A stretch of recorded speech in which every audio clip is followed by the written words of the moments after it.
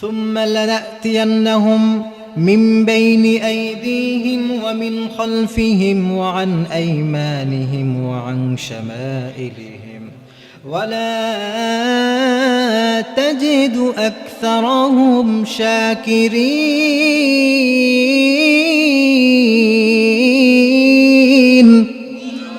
আল্লাহ তাআলা এখানে শয়তানের প্ররোচনার কথা বলা শুরু করলেন। আল্লাহ তাআলা বলছেন, ইন্নাশ শাইতানা লাকুম আদুউম মুবিন, ও আমার বান্দারা শোনো, নিশ্চয়ই শয়তান তোমাদের প্রকাশ্য শত্রু। আমার ভাইরা, যারা আমার এই কথাটা বুঝেছেন সকলের কাছ থেকে একটাবার মতামত নিতে চায়। আপনারা সকলেই চিৎকার করে একটু বলবেন, শয়তান যে আমাদের প্রকাশ্য শত্রু, এই ব্যাপারে আপনারা কি একমত আছেন? সকলেই কি একমত আছেন? প্রকাশ্য শত্রু আল্লাহ বললেন, আপনারা আরেকবার জিজ্ঞেস করবো, আপনারা কি একমত? প্রকাশ্য কাকে বলে প্রিয় ভাই? প্রকাশ্য বলা হয় যেইটা আপনি দেখতে পান, যেটা ধরতে পারেন, ছুঁতে পারেন, সেটা হলো প্রকাশ্য। আল্লাহ বললেন শয়তান প্রকাশ্য শত্রু, আপনারাও বললেন হ্যাঁ শয়তান প্রকাশ্য শত্রু। কিন্তু আমি পঞ্চগড়ের এই ভাইদেরকে জিজ্ঞাসা করব, আপনাদের মধ্যে কেউ এমন একজন আছেন কিনা যে শয়তানকে প্রকাশ্যে সচক্ষে দেখেছে? আমরা আজকে কথা শুনবো একটি চমৎকার বিষয় নিয়ে। বিষয়টা হচ্ছে, যেই শয়তান আমাদেরকে মাঝে মাঝে ওয়াসওয়াসা দেয়, পবিত্র কোরআন এবং হাদিস যদি আমরা ঘাটাঘাটি করি তাহলে অনেকগুলা তার কৌশল খুঁজে পাবো, যে কিছু কৌশলে শয়তান আমাদেরকে ধোঁকা দেয়। তো সেই কৌশলগুলো থেকে আমরা 6টি কৌশল ইনশাল্লাহ জানবো, যেই 6টি কৌশলে শয়তান আমাদেরকে ধোঁকা দেয়। কথাগুলো শুনবো তো ইনশাআল্লাহ। তাহলে আমি আপনাদের থেকে আরেকবার শুনতে চাইবো যে শয়তান যে আমাদেরকে ধোঁকা দেয়, সেই ধোঁকা থেকে আজকে আমরা 6টি বিষয় জানবো। কয়টি বিষয়? সবাই বলেন, কয়টি বিষয়? শয়তান, আল্লাহ তাআলা তার পরিচয় আমাদেরকে কোরআনের মধ্যে দিয়েছেন। এরপরে সে কিভাবে ধোঁকা দেয় সেটাও আমাদেরকে বলেছেন, যাতে করে একটা মানুষ শয়তানের ধোঁকায় বিপদগামী হয়ে জাহান্নামে চলে না যায়। এই জন্য আল্লাহ তাআলা আমরা যেন জান্নাতি হতে পারি, এই জন্য কীভাবে শয়তান ধোঁকা দেয় সেটাও জানিয়েছেন, সেখান থেকে কিভাবে বেঁচে জান্নাতে যাব সেটাও জানিয়ে দিয়েছেন। সুবহানাল্লাহ পড়ে। আল্লাহ তাআলা পবিত্র কালামুল্লাহ মাজিদের মধ্যে বলছেন, সুম্মা লানাতিয়ান্নাহুম মিন বাইনি আইদিহিম ওয়া মিন খালফিহিম ওয়া আন আইমানিহিম ওয়া আন শামাইলিহিম ওয়া লা তাজিদু আকসারাহুম শাকিরিন।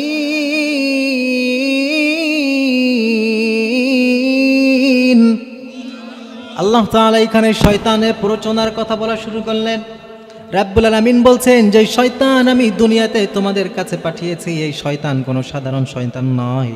এই শয়তান আল্লাহ তাআলাকে বলছে, ও আমার আল্লাহ, আমাকে যখন তুমি শয়তান হিসাবে বানালে, যখন আমি শয়তান হয়ে গেলাম, আমি তোমার সাথে চ্যালেঞ্জ করলাম, তোমার যত বান্দারা থাকবে, তোমার সব বান্দাদের সামনে পিছনে ডানে বামে যেদিক থেকে পারি আমি ধোঁকা দিয়ে ওদের মনে ওয়াসওয়াসা দিয়ে তোমার জান্নাতের পথ থেকে সরিয়ে তোমার সব বান্দাদেরকে জাহান্নামে নিয়ে যাব। নাউজুবিল্লাহ পড়েন। প্রিয় ভাইরা, এবার মাথা ঠান্ডা করে বা চমৎকার একটা কথা বুঝবেন। যেই না শয়তান এই চ্যালেঞ্জ দিল আল্লাহ তাআলাকে, আমার আল্লাহ তাআলা শয়তানের এই চ্যালেঞ্জটা অ্যাকসেপ্ট করে নিলেন। এরপরে রাব্বুল আলামিন শয়তানকে এক চমৎকার কথা বলেছেন। এই কথাটা যখন শুনবো আমরা সকলে এই সমস্যারে চিৎকার দিয়ে সুবহানাল্লাহ পড়ার জন্য রেডি হয়ে যাই। রেডি আছেন তো ইনশাআল্লাহ? সুবহানাল্লাহ পড়তে রাজি আছেন তো? প্রিয় ভাইরা, খেয়াল করবেন, শয়তান যেই না বলল, ও আল্লাহ, তোমার বান্দাদেরকে আমি ডানে বামে সব দিক থেকে ধোঁকা দিয়ে জাহান্নামে পাঠিয়ে দিব, আমার রাব্বুল আলামিন তখন শয়তানকে ঘোষণা করে বলেছিলেন, ও শয়তান শুনে রাখ, তুই যদি আমার বান্দাদেরকে ধোঁকা দিয়ে ধোঁকা দিয়ে ওয়াসওয়াসা দিয়ে জাহান্নামের কিনারায় নিয়ে যেতে চাস, তবে আমি রাব্বুল আলামিন রহমত করার একটা ঘোষণা দিতে চাই।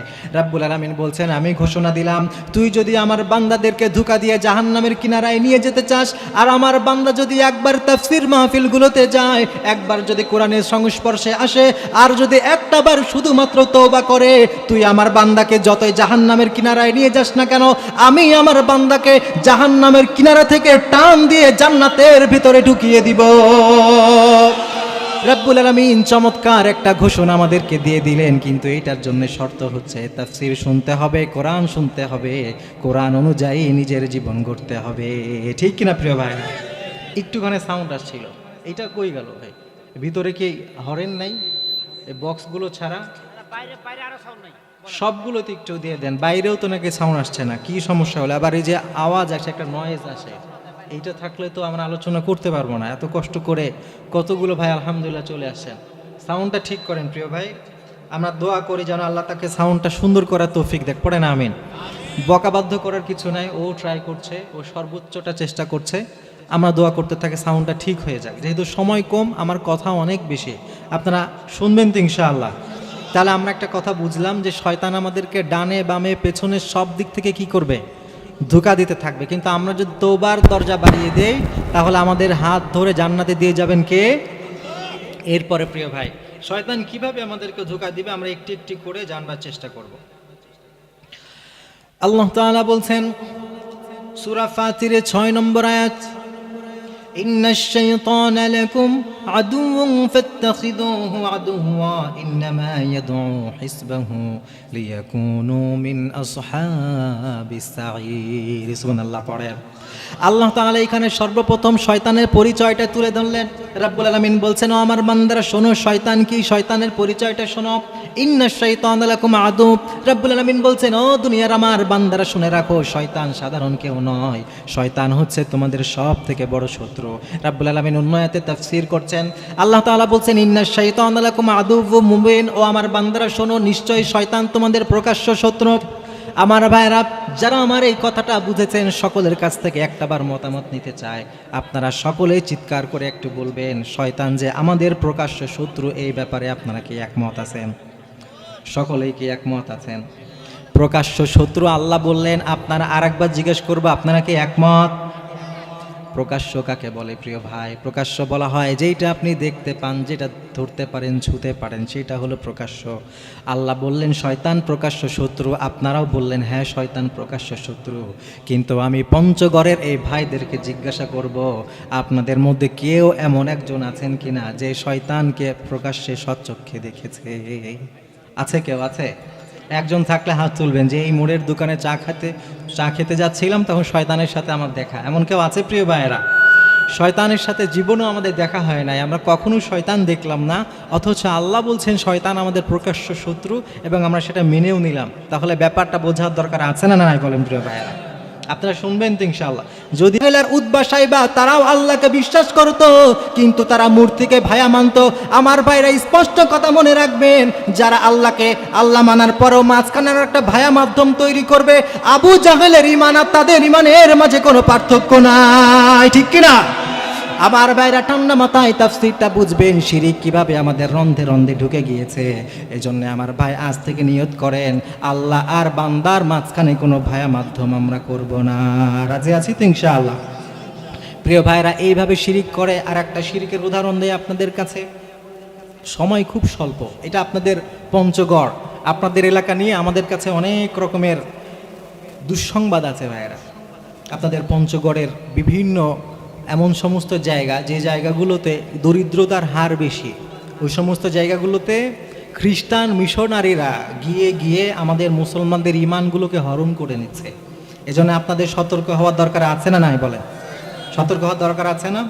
আমি একটা জাস্ট উদাহরণ দিব তাফসীরের মাধ্যমে, যে তারা কিভাবে আমাদের পঞ্চগড়ের মুসলমানদের, সহজ সরল মনা মুসলমানদের ঈমানগুলোকে বের করে দিচ্ছে। খেয়াল করবেন, আমি কয়েকটি আয়াত এইখানে আমি বলার চেষ্টা করি। কিছুদিন আগেও আমরা এমন একটা শুনলাম যে পঞ্চগড়ের সাধারণ কিছু মুসলমান, তাদের কাছে খ্রিস্টান মিশনারিরা গিয়ে বলছে যে আল্লাহর সন্তান হচ্ছে হযরত ঈসা। নাউজুবিল্লাহ পড়বেন না? আল্লাহর কি কোনো সন্তান আছে? কিন্তু সে বলছে যে আল্লাহর সন্তান ঈসা, আর এইটা আমরা কোরআন থেকেই প্রমাণ দিব। বুঝবেন কিন্তু কথাটা, তারা বলছে আল্লাহ হচ্ছে ঈসার সন্তান, আর এইটার প্রমাণ তারা কোথা থেকে দিবে? কোরআন থেকে। এই কথা শোনার পরে সাধারণ মুসলমানরা তো অবাক, যে এটা আবার কেমন কথা, কোরআন থেকে কিভাবে দলিল? ঠিক আছে দাও তো। এবার দেখেন, এই ইহুদি, এই খ্রিস্টান মিশনারিরা, তারা আমাদের থেকেও কি করে বেশি কোরআন গবেষণা করে কোরআন থেকে দলিল দিচ্ছে। এই খ্রিস্টানরা বলল, আল্লাহ তাআলা পবিত্র কালামুল্লাহ মাজিদে হযরত ঈসার ব্যাপারে বলেছেন, ইন্নামাল মাসীহু ঈসা ইবনু মারইয়াম রাসূলুল্লাহি ওয়া কালিমাতুহু আলকাহা ইলা মারইয়াম ওয়া রূহুম মিন। এই খ্রিস্টানরা বলছে, ও মুসলমানেরা শোনো, আল্লাহ তাআলা তোমাদের কোরআনের মধ্যে হযরত ঈসার পরিচয় তুলে ধরেছেন। পরিচয় দিতে গিয়ে রাব্বুল আলামিন বলছেন ঈসার একটা পরিচয় হলো কালিমাতুহু, ঈসা হচ্ছে আমার কালিমা। আমার কথা বুঝে থাকলে বলেন, কালিমা একমাত্র কার হয়? পড়েন, লা ইলাহা ইল্লাল্লাহু মুহাম্মাদুর রাসূলুল্লাহ। এই কালেমাটা কার? মাথায় নেবেন কথাগুলো। তারা বলছে, দেখো তোমাদের কোরআনের মধ্যে আছে আল্লাহ তাআলা বলেছেন ঈসা হচ্ছে আল্লাহর কালেমা। তার মানে আল্লাহ তাআলা তার কালেমার মধ্যে হযরত ঈসাকে শরীক করেছেন, তার মানে বুঝিয়েছেন আল্লাহর নসল হচ্ছে হযরত ঈসা। নাউজুবিল্লাহ পড়েন। 2 নম্বরে তারা বলছে রূহুম মিন, আল্লাহ তাআলা বলছে হযরত ঈসার তো কোনো বাবা নাই, হযরত ঈসার কি কোনো বাবা আছে আমার ভাইয়েরা? তারা বলছে আল্লাহ তাআলা বলছেন রূহুম মিন। এটা বোঝার জন্য আমি আপনাকে একটা কাগজ দেই। এই যে কাগজটা খেয়াল করেন ভাই, ধরেন। আচ্ছা, এটা নেই। এই যে টিস্যুটা দেখছেন, এখানে কয়টা টিস্যু আছে? একটা না, ছিল। এখন কয়টা? এটা কি টিস্যু না? আর এইটা আলাদা করার কারণে এটা কাপড় আর এটা টিস্যু, এমন কিছু হয়েছে? এবার দেখেন তারা কিভাবে যুক্তি দেয়। তারা বলছে আল্লাহ তাআলা বলছেন রূহুম মিন, আমি আমার ঈসার মায়ের পেটে আমার রূহ দিয়েছি। তারা বলছে আল্লাহর রূহ দিয়েছে, আল্লাহ তার রূহের একটা অংশ দিয়েছে। এই যে আমি একটা টিস্যু ছিঁড়ে 2টা করলাম, এইটা কাপড় হয় নাই, এইটা অন্য কিছু হয় নাই, 2টাই যেমন এক আছে।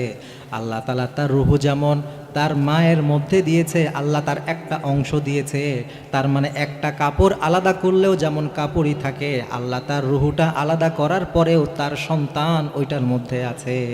নাউজুবিল্লাহ পড়ে। যুক্তি বুঝতেছেন আপনারা? এটা কি বানানো কথা না কোরআনের কথা? এই কথা শুনে আমাদের সাধারণ দুর্বল যে মুসলমান আছে তারা তো ভয় পেয়ে গেছে যে এটা তো মারাত্মক কথা, আসলেই তো বিষয়টা চিন্তা করার মতো। তখন এই পঞ্চগড়ের অনেক সাধারণ মুসলমান তারা ঈসাই ধর্ম গ্রহণ করে খ্রিস্টান হয়ে যাচ্ছে। নাউজুবিল্লাহ পড়ে। অন্তত পক্ষে তারা এতটুকু বিশ্বাস করছে যে হযরত ঈসা তিনি নাকি আল্লাহর সন্তান। নাউজুবিল্লাহ পড়ে। তাহলে এই জিনিসগুলার যে জবাব, এটা আমাদের জানার থাকার দরকার আছে না নাই বলে প্রিয় ভাইয়েরা?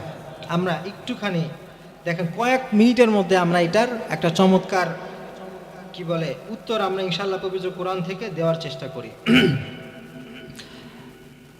এই খ্রিস্টানরা বলল আল্লাহ তাআলা প্রথমে বলেছে যে কালিমাতুহু, ঈসা হচ্ছে আল্লাহর কালেমা। এটা বলার পরে খ্রিস্টানরা বলছে হযরত ঈসা যেহেতু আল্লাহর কালেমা, আল্লাহ যেহেতু তার কালেমার মধ্যে হযরত ঈসার অংশ রেখেছেন, এই জন্য হযরত ঈসা আল্লাহর সন্তান। এবার আপনি খেয়াল করে আরেকটা বিষয় দেখেন, আল্লাহ তাআলা যে হযরত ঈসাকে সৃষ্টি করেছেন তার তো কোনো বাবা ছিল না, তাহলে আল্লাহ কি দিয়ে সৃষ্টি করলো? আল্লাহ তাআলা পবিত্র কোরআনের মধ্যে সূরা ইয়াসিনের মধ্যে বলেছেন তিনি যখন কোনো কিছু সৃষ্টি করতে চান উনি শুধু বলেন কুন, সাথে সাথে হয়ে যায়। সুবহানাল্লাহ পড়েন। আল্লাহ যদি কোনো কিছু সৃষ্টি করতে যায় উনি শুধু কি বলেন? কুন, না সাথে সাথে ওইটা। এই যে কুন শব্দটা আছে এইটাকে বলা হয় কালেমায়ে কুন। এটাকে কি বলে? না, সবার মুখ থেকে শুনতে চাই, এটাকে কি বলে? কালেমায়ে কুন। তার মানে এই কুনটাও একটা কালেমা। আর আল্লাহ তাআলা হযরত ঈসাকে বাবার মাধ্যমে সৃষ্টি করেননি, তার কালেমায়ে কুনের মাধ্যমে সৃষ্টি করেছেন। এই জন্য আল্লাহ বলেছেন হযরত ঈসা হচ্ছে আমার কালেমার অংশ, অর্থাৎ কুনের অংশ। আর এইটাকে ওরা অপব্যাখ্যা করে লা ইলাহা ইল্লাল্লাহ এটার সাথে লাগিয়ে দেয়। নাউজুবিল্লাহ পড়ে। আপনারা কি বুঝতেছেন প্রিয় ভাইরা কিভাবে তারা আমাদের দিমাগের মধ্যে ঢুকায়? 2 নম্বরে বুঝবেন, তারা যে বলল আল্লাহ তাআলা রূহ দিয়েছেন হযরত ঈসার মায়ের মধ্যে, সেইখান থেকে হযরত ঈসা তৈরি হয়েছে। তারা বলল হযরত ঈসা তার জন্য যখন আল্লাহ তাআলা তার নিজের রূহটা দিয়েছে, তার মানে আল্লাহর একটা অংশই হযরত ঈসা, তার মানে হযরত ঈসাই হচ্ছে আল্লাহর ছেলে। নাউজুবিল্লাহ পড়েন। এবার দেখেন প্রিয় ভাই, একটু মাথা ঠান্ডা করে বোঝার চেষ্টা করবেন। এই মানুষগুলো আপনাদের আর আমাদের সাধারণ মুসলমানদেরকে ভুল বোঝায়, কিন্তু তাদের মাঝে আরবির সামান্যতম কোনো জ্ঞান নাই। একটু ভালো করে বুঝবেন, আল্লাহ তাআলা হযরত আদমকে বানিয়েছেন। হযরত আদমের কি কোনো বাবা ছিল? তাহলে তার কিভাবে সৃষ্টি হয়েছে? হযরত ঈসা যেমন কালেমায়ে কুনের মাধ্যমে সৃষ্টি হলো, এরপরে আল্লাহ তাআলা রূহ ফুৎকারিত করেছেন, সেইমভাবে হযরত আদমের মধ্যেও একইভাবে রূহ ফুৎকারিত করেছিলেন। আল্লাহ তাআলা কোরআনের বিভিন্ন জায়গায় সূরা বাকারা সহ বিভিন্ন জায়গায় বলেছেন, আমি হযরত আদমকে বানালাম, এরপরে তার মধ্যে রূহ ফুৎকারিত করলাম। এই রূহ দ্বারা উদ্দেশ্য আল্লাহর কোনো অংশ না, এইটার দ্বারা উদ্দেশ্য আত্মা। যদি হযরত ঈসাকে আল্লাহ রূহ দেওয়ার কারণে হযরত ঈসা আল্লাহর সন্তান হয়, তাহলে হযরত আদম আলাইহিস সালামের মাঝে রূহ দেওয়ার কারণে হযরত আদমও তো আল্লাহর সন্তান হয়ে যাবে, ঠিক কি না? কিন্তু এই খ্রিস্টানরাও এটা মানে, হযরত ঈসা যেমন আল্লাহর সন্তান হতে পারে, কিন্তু হযরত আদম আল্লাহর সন্তান, তারাও মানে যে হযরত আদম আল্লাহর সন্তান না। তাহলে একদিকে তুমি একজনকে আল্লাহর সন্তান মানো, আরেক দিকে মানো না, তার মানে বোঝা যায় তোমার কথা এক জায়গায় ঠিক, আরেক জায়গায় বেঠিক, তার মানে তোমার মধ্যে ভেজাল আছে, ঠিক কিনা? এইবার আসেন, তারা যে কোরআন থেকে আমাদেরকে দলিল দিচ্ছে, আমরাও কোরআন থেকে দুই একটা দলিল দেই প্রিয় ভাইরা। সূরা ইখলাস আপনারা পারেন না? পড়েন, কুল হুয়াল্লাহু আহাদ আল্লাহুস সামাদ লাম ইয়ালিদ ওয়া লাম ইউলাদ ওয়া লাম ইয়াকুল লাহু কুফুয়ান আহাদ। রাব্বুল আলামিন জানতেন এই ধরনের কিছু মানুষের জন্ম হবে, তারা আমার আল্লাহর সাথে তার সন্তানকে শরীক করবে। এজন্য রাব্বুল আলামিন আগে তাদের দাঁত ভাঙা জবাব দিয়েছেন। আল্লাহ তাআলা বলছেন, লাম ইয়ালিদ ওয়া লাম ইউলাদ। আল্লাহ তাআলা তিনি এমন একজন সত্তা, তিনি নিজেও কারো থেকে সৃষ্টি হন নাই, তিনি কাউকে সৃষ্টিও করেন নাই। সুবহানাল্লাহ পড়েন। তার মানে আল্লাহ বলছেন তিনি, তার কোনো বাবা ছিল না, তিনি কোনো বাবার থেকে এসেছেন এমন না। আবার আল্লাহও যে কোনো সন্তান দিয়েছেন ব্যাপারটা এমনও না। আজকের যে খ্রিস্টানরা কোরআনের অপব্যাখ্যা করে সাধারণ মানুষের মগজ ধুলাই করছে, এইগুলা আসলে সাধারণ কোনো বিষয় নয়, এইগুলা হচ্ছে শয়তানের আর একটা অপকৌশল, ঠিক কিনা প্রিয় ভাইরা? তাহলে আমরা এতটুকু বুঝতে পারলাম যে শয়তান আমাদেরকে বিভিন্নভাবে ধোঁকায় দিয়ে আমাদেরকে শিরিকের মধ্যে লিপ্ত করতে চায়। আমরা শিরিকের মধ্যে যাব ভাইয়েরা ইনশাআল্লাহ।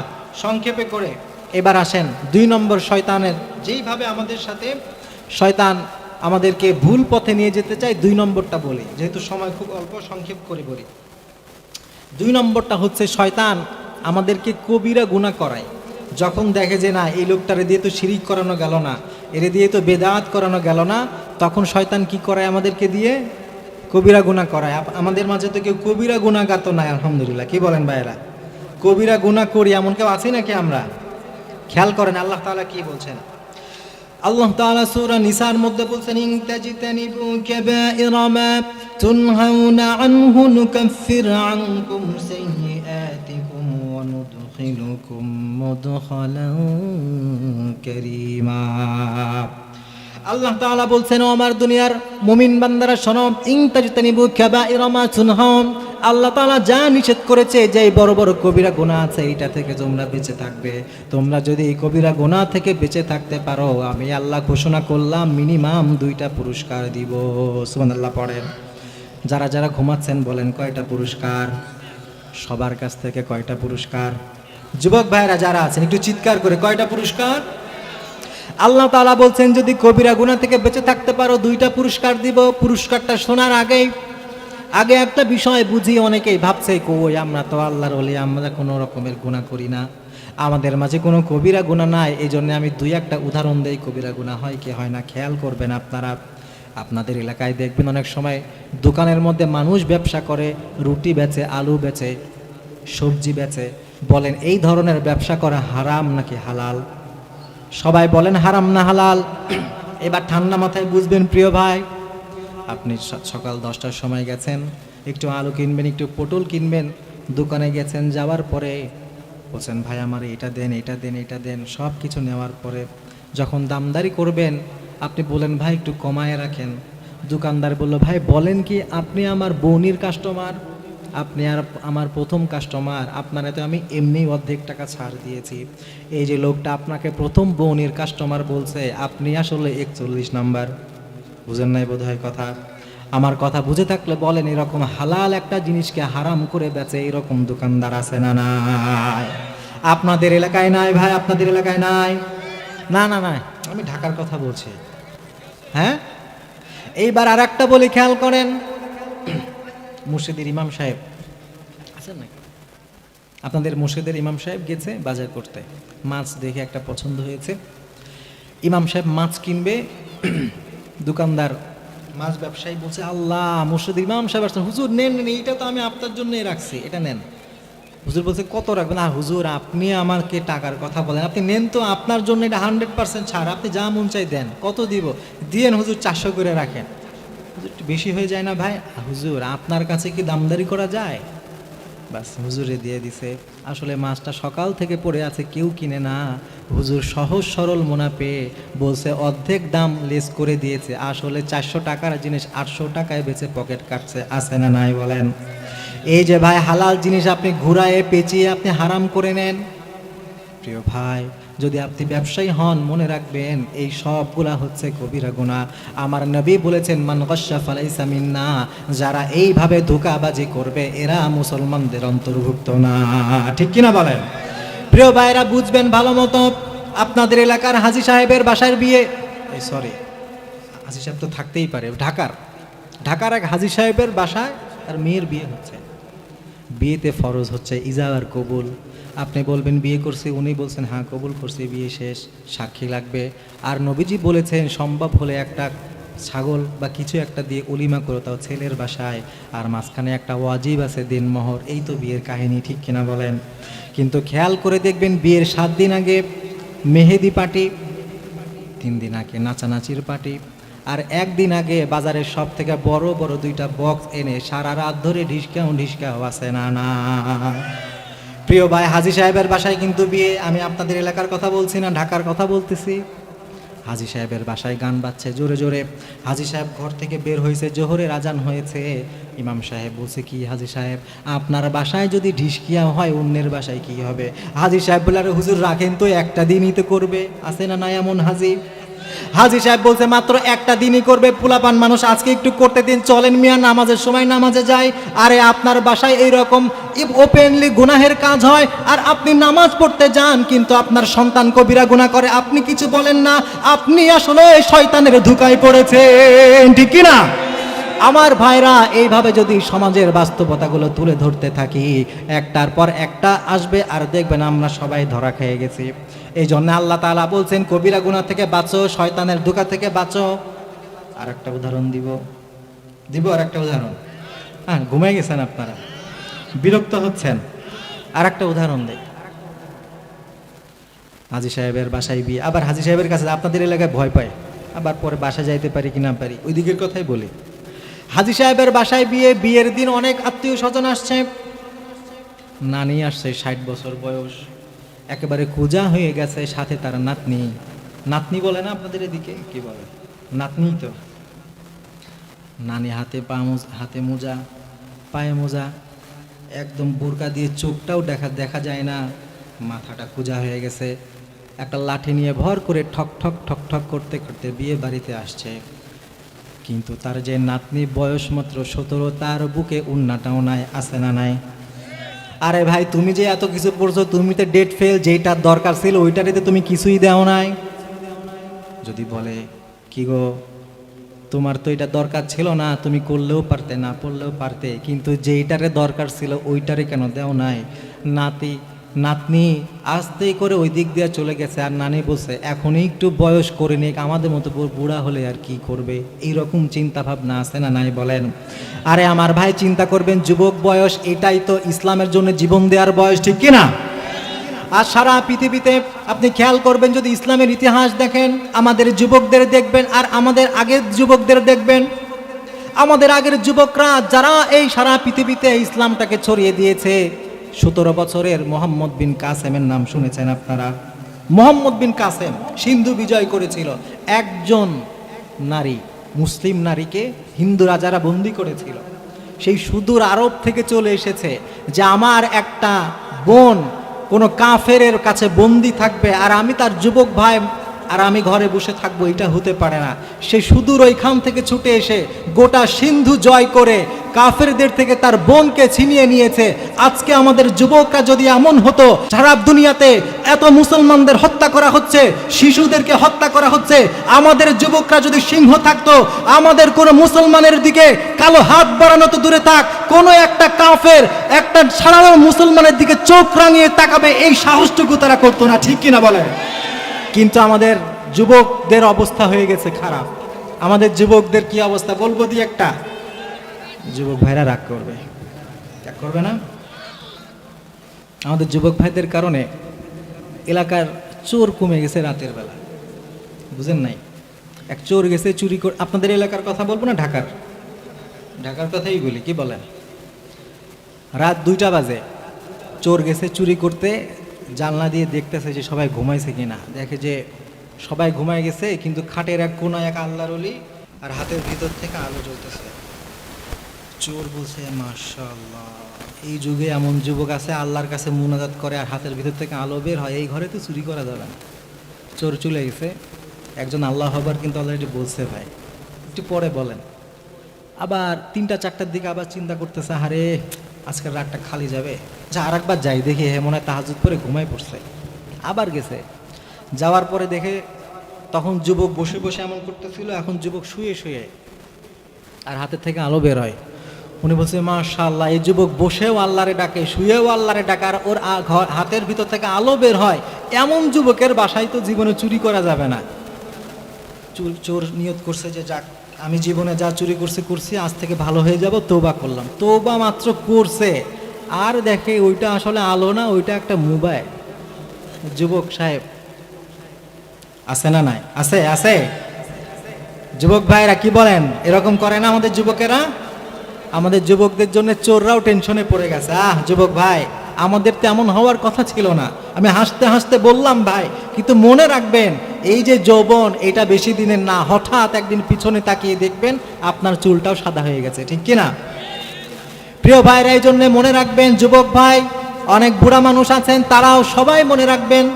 এই বুড়া মানুষের একটা উদাহরণ দিই নাকি? রাগ করবেন না তো? যুবক ভাইদের ব্যাপারে বললাম, আমাদের ইনশাআল্লাহ আমাদের দেবীগঞ্জের আমাদের মুরব্বীরা খুব ভালো, আলহামদুলিল্লাহ। আমি আমার ঢাকার কথা বলি, বুড়া হয়ে গেছে, চায়ের দোকানে বসছে, একটা চা নিয়ে আস্তে আস্তে করে চা খায়। কেন জানেন? যে সিরিয়ালটা শুরু হয়েছে ওটা শেষ হতে আরো কিছু সময় লাগবে। আমি যদি 1 ঢোকে 2 ঢোকে খেয়ে ফেলি, তাহলে দোকানদার মাইন্ড করবে যে কি গো, এক চা দিয়ে আর কতক্ষণ, আছে না নাই বলেন? তোমার 1 পা কবরে চলে গেছে মিয়া, তুমি চায়ের দোকানে বসে বসে এখনো টিভি দেখো। আমি যদি 50 বছরেও ভালো না হয়, কখন আমার মৃত্যু চলে আসে, এভাবেই হয়তো একদিন আজরাইল আমাকে নিয়ে যাবে, আমার আর ভালো হওয়া হবে না, ঠিক কিনা বলেন? আরো আরেক ধরনের আছে ভাই, সাদা দাড়ি পেকে গেছে, মাথায় টুপিও আছে, নামাজ পড়ে 5 ওয়াক্ত। হঠাৎ একদিন এক যুবক ভাইয়ের কিছু টাকা পয়সার দরকার। এলাকার মুরব্বীর টাকার অভাব নাই, কিন্তু খরচ করার জায়গা নাই। যুবক ভাই এলাকার ওই মুরব্বীর কাছে গিয়ে বলছে, চাচা আমার ইমিডিয়েট 5,000 টাকা দরকার, আপনার তো খরচ করার জায়গা নাই, আপনি যদি 5,000 টাকা আমাকে ধার দিতেন বড়ই উপকার হতো। মুরব্বী চাচা মসজিদে যাচ্ছিল, যুবকের কথা শুনে বলছে, দূর, নামাজ পড়তে যাচ্ছে, খালি ডিস্টার্ব করে, যাওয়া বেটা, পকেটে টাকা নাই। যুবক আবার আসছে, বলে চাচা টাকাটা আমার খুব বেশি দরকার, আপনি যদি মেহেরবানি করে দিতেন আমার অনেক উপকার হতো। এরপরেও মুরব্বী দিতে চায় না, বলে আমি বলছি না আমার পকেটে টাকা নাই, বেটা সর। এবার যুবক বুঝতে কাজ হবে না, চাচার কানে কাছে আস্তে আস্তে সে বলছে, চাচা আমি কি 5,000 নিয়ে 5,000 ফিরাই দিব নাকি? 5,000 দিবেন, 7 দিন পরে 7,000 করে ফিরাই দিব। বুঝেন নাই? সুদের কারবার বুঝেন নাই? যেই শুনছে চাচা মিয়া যে 5,000-এরটা 7,000-এ ঘরে ঢুকবে, পকেটে ঢুকবে, আরে নামাজের সময় হয়ে গেছে, বললাম তো পকেটে না, এর টাকা তো বাড়ি, তুই বাসায় চল, তোরে দিচ্ছে, আছে না নাই বলেন? এইরকম প্রিয় ভাইয়েরা, এই যে বয়স হয়ে গেছে, এরপরে সুদের কারবার ছাড়তে পারলেন না, বয়স হয়ে গেছে, এরপরেও টিভি দেখা ছাড়তে পারলেন না, চায়ের দোকানে বসে গিবতের কমিটি আছে না নাই? চায়ের দোকানে বসেছে, যিনি চা বেচেন উনি হচ্ছেন মাননীয় গিবত কমিটির স্পিকার সাহেব, পাশে একজন গিবত কমিটির সভাপতি, এই পাশে সেক্রেটারি, এই পাশে ক্যাশিয়ার, চা খায় আর সারা দুনিয়ায় কে কি করলো ওইটা রসায়ে রসায়ে বলতে থাকে, আছে না নাই? আমার আল্লাহ তাআলা বলছেন দুনিয়ার মানুষ ভালো মতো বুঝবে এই সবগুলা হচ্ছে কবিরা গুনাহ।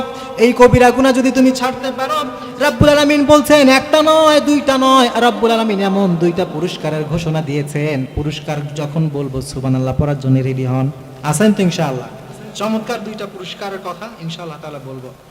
আল্লাহ তাআলা বলছেন যদি তোমরা এই কবিরা গুনাহ থেকে বেঁচে থাকতে পারো, রব্বুল আলামিন বলছেন এক নম্বর তোমাদেরকে আমি যেই পুরস্কার দিব, আল্লাহ তাআলা বলছেন ইন তাজতানিবু কাবাইরা মা তুনহাউনা আনহু নুকাফির আনকুম সাইয়্যাতিকুম। আল্লাহ বলছেন ও আমার উম্মতেরা, যদি এই কবিরা গুনাহ থেকে তুমি বেঁচে থাকতে পারো, আমি রব্বুল আলামিন ওয়াদা করলাম কবিরা গুনাহ থেকে বেঁচে থাকার পরে ছোটখাটো যদি কোনো গুনাহ তুমি করে ফেলো, যদি ভুল ভ্রান্তি তোমার হয়ে যায়, আমি রব্বুল আলামিন ওইটা গায়েবী ভাবে ঢেকে দিয়ে ওই গুনাহগুলো তোমাকে মাফ করে তোমাকে পরিশুদ্ধ করব। সুবহানাল্লাহ পড়ে ভাই। এতটুকুই বলে আল্লাহ ক্ষান্ত হন না, এবার একটু বড় সুবহানাল্লাহ পড়ার জন্য রেডি হন। আমার আল্লাহ তাআলা বলছেন ও আমার উম্মত, আমার বান্দারা শোনো, যদি তুমি কবিরা গুনাহ থেকে বেঁচে থাকো তাহলে আমি তোমার সব গুনাহ মাফ তো করব, এতটুকু করেই ক্ষান্ত হব না। আমি রব্বুল আলামিন ঘোষণা করলাম তুমি যদি শুধুমাত্র কবিরা গুনাহ থেকে বেঁচে থাকতে পারো, আমি তোমার জন্য জান্নাতের ঘোষণা দিলাম।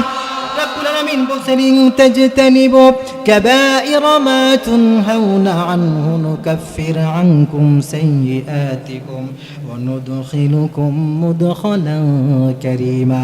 আল্লাহ বলছে কবিরা গুনাহ থেকে বেঁচে থাকো, ছোট ছোট সব গুনাহ মাফ করব আর তোমাকে আমি জান্নাতের বাসিন্দা বানিয়ে দিব।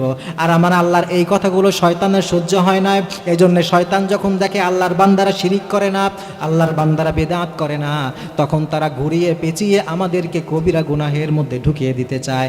আমার কথা যদি বুঝে থাকেন আজকে অঙ্গীকার করতে হবে জীবনে যতদিন বেঁচে থাকি কবিরা গুনাহ ইনশাআল্লাহ করব না।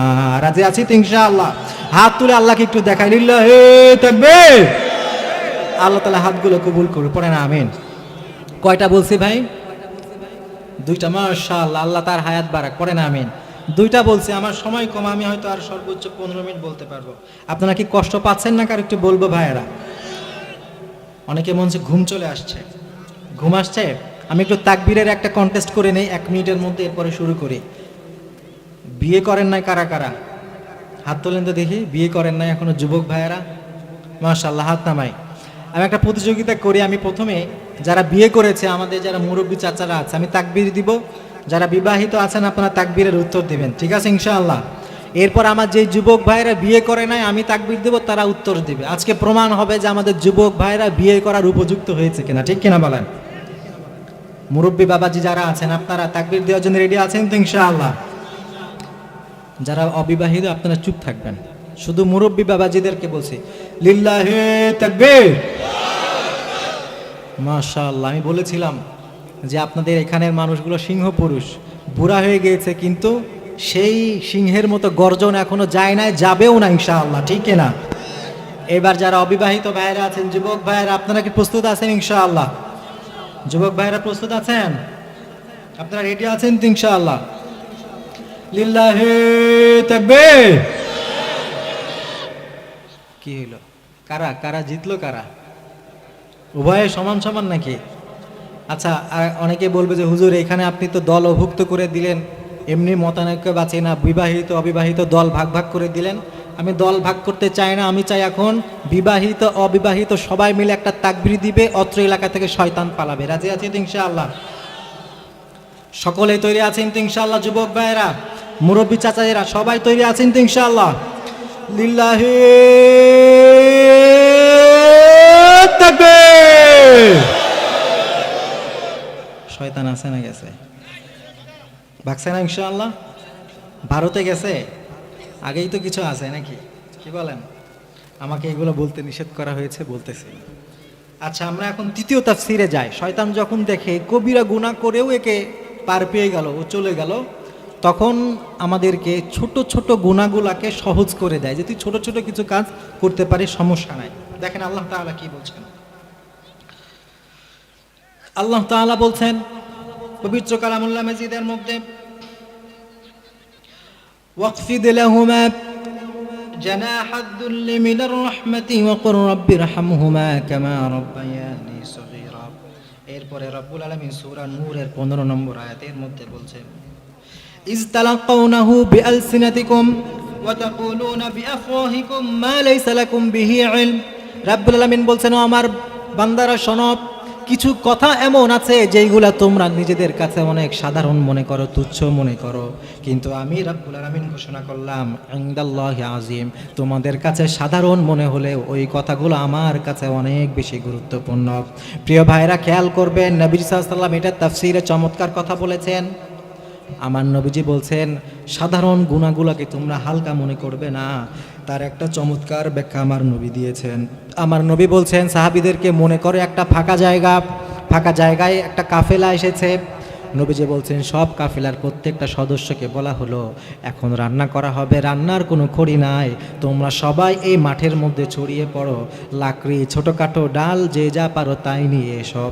কাফেলার সবাই চলে গেল, কেউ ছোট একটা কাঠের টুকরা, কেউ একটা ছোট্ট ডাল, সবাই মিলে যখন ছোট্ট ছোট্ট টুকরাগুলো একত্রিত করেছে, ওই টুকরাটা এত বড় হয়ে গেছে, ওইটাই আগুন ধরানোর পরে রান্নাও করা হয়ে গেছে।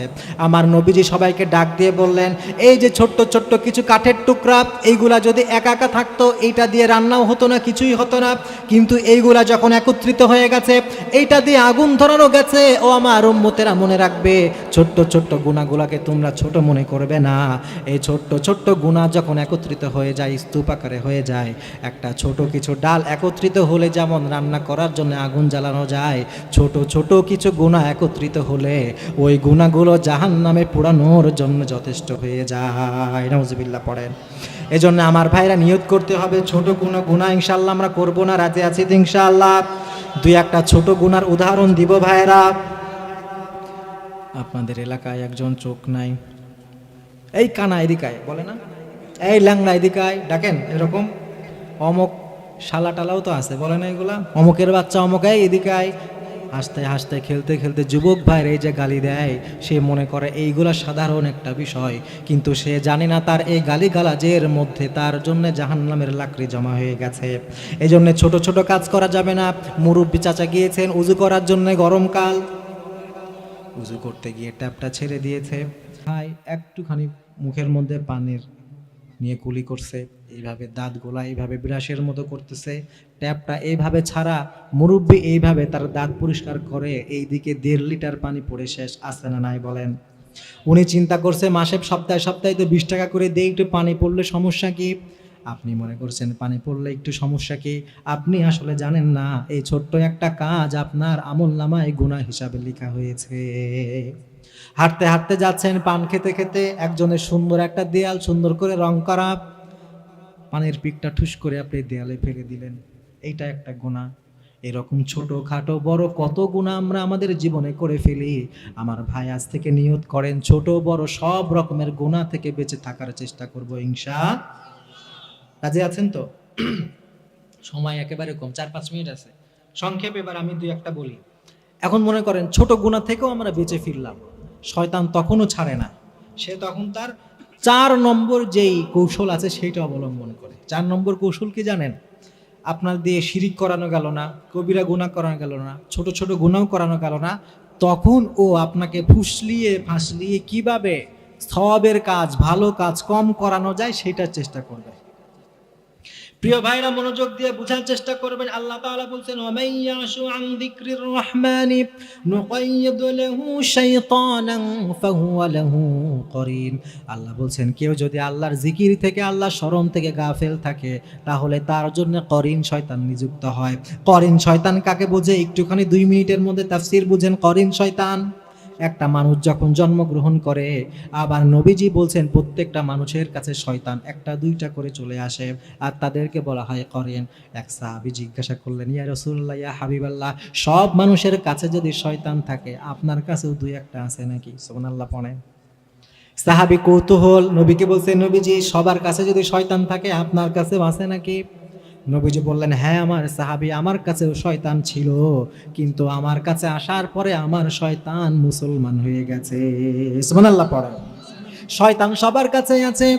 আপনি খেয়াল করে দেখবেন যুবক ভাইরা সারা রাত ধরে মোবাইল টিপছে, ফেসবুকিং, শর্ট ভিডিও সব দেখে, যেই না ফজরের আজানের সময়টা হয়ে যায়, হঠাৎ করে ওর চোখে রাজ্যের ঘুম চলে আসে। ফজরের আজানটা হওয়া মাত্রই ও ঘুমিয়ে যায়, আসতে না নাই বলেন? ঘটনা শোনেন একটা সাহাবীর। সাহাবী প্রতিদিন তাহাজ্জুদ পড়ে রাতের বেলা। একদিন উনি ঘুমিয়ে আছে, তাহাজ্জুদের সময় হয়ে গেছে, একটা শয়তান এসে সাহাবীর পা টিপে দেয় যাতে আরো আরাম করে ঘুমায়। আরামে এমন আরাম, ঘুমাতে ঘুমাতে ফজর হয়ে গেছে, সাহাবী আর তাহাজ্জুদ পড়তে পারে নাই। সাহাবীর মনে অনেক কষ্ট, এতদিন ধরে তাহাজ্জুদ পড়ে আজকে মিস হয়ে গেল। পরের দিন ওই সাহাবী চিন্তা করছে, আমি যেহেতু কালকে রাতে তাহাজ্জুদ পড়তে পারি নাই, এই জন্য আজকে আমি সারা রাত তাহাজ্জুদ পড়বো। সুবহানাল্লাহ পড়েন। সাহাবী চিন্তা করেছে, আমি আমার নিজের উপরে একটু নিজেকে কঠোরভাবে দমন করব, সারা রাত তাহাজ্জুদ পড়ব। পরের দিন রাতের বেলা সারা রাত সে তাহাজ্জুদ পড়েছে। শয়তান দূরে তাকিয়ে দেখে, হাই হাই করলাম কি, কালকে মাত্র একটা রাত আমি ওকে তাহাজ্জুদ থেকে মাহরুম করেছিলাম, আজকে তো দেখি এই বেটা সারা রাত ধরে তাহাজ্জুদ পড়ে। পরের দিন আবার যেই তাহাজ্জুদের সময় হয়েছে, এই সাহাবী 2টা-3টার দিকে তাহাজ্জুদ পড়তে ওঠে, কিন্তু শয়তান রাত 12টার সময় এসেই ওই সাহাবীরা ডাকা শুরু করছে, হুজুর উঠেন, হুজুর উঠেন, সুবহানাল্লাহ পড়েন। সাহাবী উঠছে, দেখে একটা বুজুর্গ লোক, দাড়ি টুপি সব আছে, কি গো, কে তুমি, আমাকে তাহাজ্জুদের জন্য ডাকো?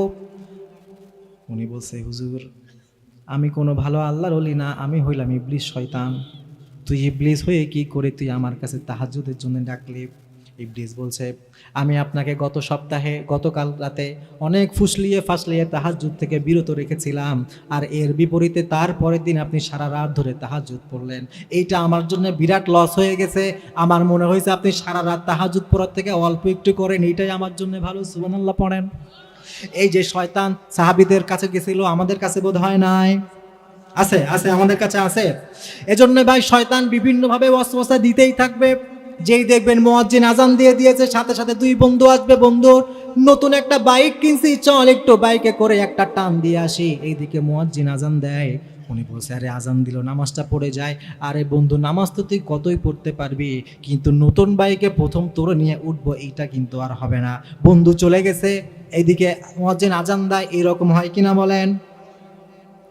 মুয়াজ্জিন আজান দিয়েছে, হাইয়া আলাস সালাহ, হাইয়া আলাল ফালাহ। এইদিকে ক্রিকেট খেলা হচ্ছে, বিপিএল, আইপিএল।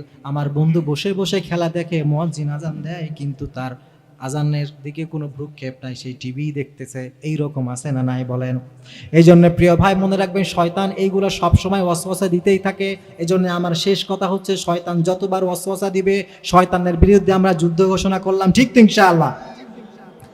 একটা শেষ কথা, কথা শেষ, নামাজ বাদ দিব না ইনশাআল্লাহ। যত কিছু যাই বললাম, জীবনে অন্তত পক্ষে আজকে নিয়ত করে এই তাফসির মাহফিল থেকে যে নামাজ আমরা আজীবন পড়বো। রাজি আছি তো ইনশাআল্লাহ?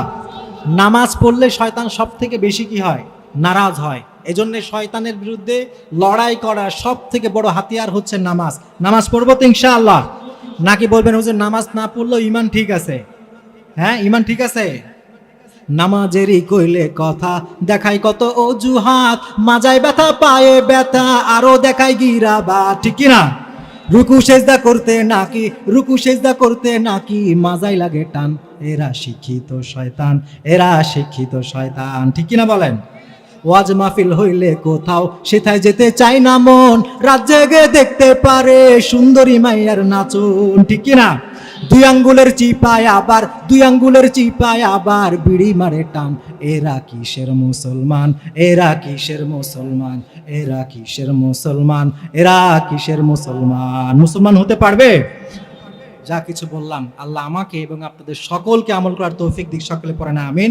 আমরা শয়তানের ওয়াসওয়াসা থেকে যেন বাঁচতে পারি, আল্লাহ তাআলা আমাদের সকলকে কবুল করবে, পড়েন আমিন। আর আমাদের যে যুবক ভাইরা এটা করলো, এটা যেন তারা কন্টিনিউ করতে পারে। আপনারা যুবক, আবাল, বনিতা যারা আছেন, সকলে মিলে এই তাফসির মাহফিল আজীবন হোক, এটা চান তো ইনশাআল্লাহ? সকলে ঐক্যবদ্ধভাবে এই তাফসির মাহফিলটা কিয়ামত পর্যন্ত জারি রাখবেন তো ইনশাআল্লাহ? আল্লাহ তাআলা আমাদের সকলকে কবুল করুন, সকলে পড়েন আমিন।